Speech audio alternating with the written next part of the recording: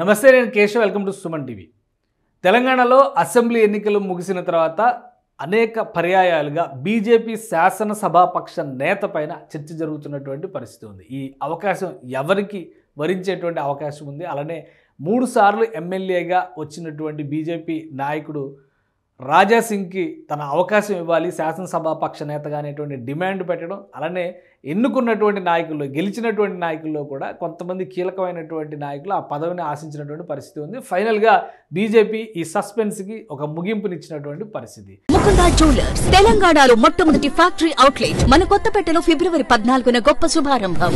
ఎందుకంటే ప్రమాణ స్వీకారాల సందర్భంలో కూడా బీజేపీ ఎమ్మెల్యేలు ఆలస్యంగా ప్రమాణ స్వీకారం చేసినటువంటి పరిస్థితి, ప్రొటెం స్పీకర్ ఎంపిక పైన ఉన్నటువంటి అసంతృప్తి నేపథ్యంలో తాజాగా ఇప్పుడు బీజేఎల్పీ లీడర్ను కూడా ఎన్నిక చేసి పార్టీ ప్రకటన చేసినటువంటి పరిస్థితి. ఎవరెవరికి ఏ అవకాశాలు వచ్చినాయి, ఏ స్థానాలు వచ్చినాయి కూడా ఒకసారి పరిశీలించేటువంటి ప్రయత్నం చేద్దాం. ఓవరాల్గా 3వసారి గెలిచినటువంటి రాజాసింగ్ తనకే అవకాశం వచ్చి తీరాలి, మిగతా వాళ్ళందరూ ఫస్ట్ ఎమ్మెల్యేలుగా బీజేపీ గుర్తుపైన మొదటిసారి ఎమ్మెల్యేలుగా వచ్చారు. ఒకరిద్దరికి గతంలో అనుభవం ఉన్నప్పటికీ కూడా వాళ్ళు బీజేపీ నుంచి గెలిచిన నాయకులు కాదు కాబట్టి తనకే అవకాశం వస్తుందని రాజాసింగ్ ఆశించారు. కానీ ఈ లిస్టులో ఎక్కడ కూడా రాజాసింగ్ పేరు లేకపోవడం కొంత ఆశ్చర్యకరంగా ఉన్నటువంటి పరిస్థితి. ఇది ఫైనల్గా బీజేఎల్పీ లీడర్స్ లిస్టుకి సంబంధించినటువంటి అనౌన్స్మెంటు.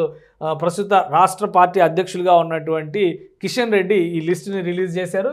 ఏలేటి మహేశ్వర్ రెడ్డి నిర్మల్ ఎమ్మెల్యేగా గెలుపొందినటువంటి ఆయన్ని ఫ్లోర్ లీడర్గా, బీజేపీ ఫ్లోర్ లీడర్గా, లెజిస్లేచర్ పార్టీ ఫ్లోర్ లీడర్గా బీజేపీ అధిష్టానం నిర్ణయం తీసుకుంది. దానికి సంబంధించినటువంటి క్లారిటీ ఇచ్చారు. ఇక ఇతర పొజిషన్స్ మొత్తం 8 మంది ఎమ్మెల్యేలు బీజేపీ నుంచి గెలుపొందినటువంటి పరిస్థితి ఉంది. అందులో 3 సార్లు ఎమ్మెల్యే అయింది రాజాసింగ్ మాత్రమే. అలానే 2 సార్లు అనుభవం రీత్యా చూస్తే కనుక 2 సార్లు ఎమ్మెల్యే అయింది మహేశ్వర్ రెడ్డి. ఇప్పుడు మహేశ్వర్ రెడ్డికే అవకాశం దక్కినటువంటి పరిస్థితి ఉంది.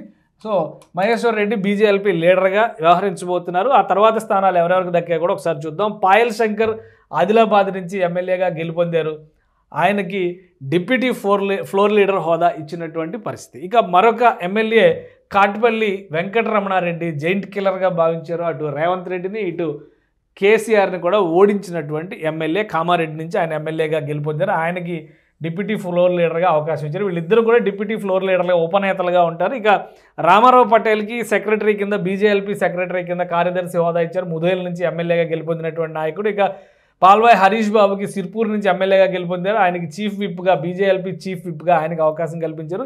ధన్పాల్ సత్యనారాయణ గుప్తా నిజామాబాద్ అర్బన్ నుంచి గెలిచినటువంటి నేత, ఆయనకి విప్గా అవకాశం కల్పించారు. ఇక రాకేష్ రెడ్డి ఆర్మూర్ నియోజకవర్గం నుంచి గెలిచినటువంటి నేత, బీజేఎల్పీ ట్రెజరర్గా ఆయనకు అవకాశం ఇచ్చారు. సో ఈ లిస్టులో ఎక్కడ కూడా రాజాసింగ్ పేరు లేనటువంటి పరిస్థితి ఉంది. రాజాసింగ్ పైన బీజేపీ ప్లాన్ ఏ విధంగా ఉండబోతుంది, మరొక యాక్షన్ ప్లాన్ ఏమైనా ఉందా? ఎందుకంటే లోక్సభ ఎలక్షన్స్లో రాజాసింగ్ బలంగా తనకు అవకాశం కల్పించాలనేటువంటి డిమాండ్ చేస్తున్నట్టుగా తెలుస్తుంది. హైదరాబాద్ నియోజకవర్గమా, మల్కాజ్గిరి నియోజకవర్గమా, అలానే జహీరాబాద్ అనేటువంటి చర్చ కూడా జరుగుతున్నటువంటి పరిస్థితి ఉంది. సో ఇక్కడి నుంచి అవకాశం ఇవ్వలేదంటే ఆయనకి మరొక అవకాశం ఇస్తారనేటువంటి చర్చ అంతర్గతంగా ఆయన అభిమానులు చేస్తున్నటువంటి పరిస్థితి ఉంది. కానీ బీజేపీ అటువంటి చర్య తీసుకుంటుందా? ఎందుకంటే రాజాసింగ్ తప్పుకుంటే మళ్ళీ ఆ స్థానంలో ఉప ఎన్నిక వస్తే కనుక అక్కడ ఎవరిని గెలిపించాలనేది కూడా పెద్ద చర్చనీయాంశం అయ్యేటువంటి అవకాశం ఉంది. కానీ ప్రస్తుతానికి రాజాసింగ్ ఎన్నికల ముందరే పార్టీలోకి మళ్ళీ తీసుకున్నటువంటి పరిస్థితి ఉంది. గతంలో పార్టీకి వ్యతిరేకంగా, ముఖ్యంగా కాషాయం అంశం పైన, హిందుత్వ అంశం పైన వివాదాస్పద వ్యాఖ్యలు చేసినటువంటి సందర్భంలో ఆయన పార్టీ నుంచి బహిష్కరించినటువంటి పరిస్థితి ఉంది. ఈ వివాదాస్పద అంశాలన్నింటినీ దృష్టిలో పెట్టుకొని ప్రస్తుతానికి పక్కన పెట్టారనేటువంటి సంకేతాలు మరికొంతమంది పార్టీలోనే ఇస్తున్నటువంటి పరిస్థితి ఉంది. అలానే పనిలో పనిగా ఈ నేతల ఎంపికతో పాటు మరొక నిర్ణయం కూడా చేసింది. బీజేఎల్పీకి సంబంధించినంత వరకు కౌన్సిల్లో టీచర్స్ కాన్స్టిట్యున్సీ నుంచి గెలుపొందినటువంటి ఏవిఎన్ రెడ్డిని బీజేఎల్పీ ఫ్లోర్ లీడర్గా డిసైడ్ చేసినటువంటి పరిస్థితి ఉంది. సో ఓవరాల్గా బీజేపీకి సంబంధించినటువంటి ఫ్లోర్